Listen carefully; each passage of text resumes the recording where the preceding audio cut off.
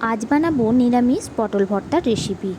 তার জন্য আমি কিছুটা আদা থেঁতো করে নিয়েছি, সর্ষে ধনে একসাথে মিহি করে পেস্ট করে নিয়েছি। পটলগুলো এভাবে কেটে সেদ্ধ করতে দিয়ে দেব। ওই পেস্টের মধ্যে ধনে গুঁড়ো, লঙ্কা গুঁড়ো, হলুদ গুঁড়ো, বেশ কিছুটা পরিমাণের টমেটো কেচাপ, অল্প পরিমাণের চিলি সস, স্বাদ মতো চিনি, স্বাদ মতো লবণ দিয়ে দেব। সেদ্ধ করা পটলগুলো শিলেতে নিয়ে হাতের সাহায্যে চেপে চেপে এইভাবে এক্সট্রা জলটা বার করে দেব। তারপর স্মুথলি একটা পেস্ট করে বাটিতে তুলে নেব।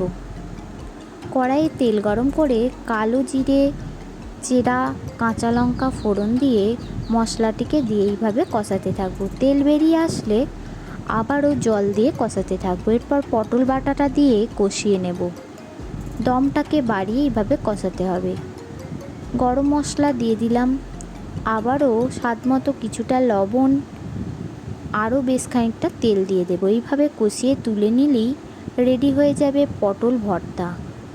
এই পটল ভর্তাটি আপনারা কাঁচা সরিষার তেলের সাথে মাখিয়ে খেতে পারেন। গরম ভাতের সাথে ভালো লাগবে পটল ভর্তা।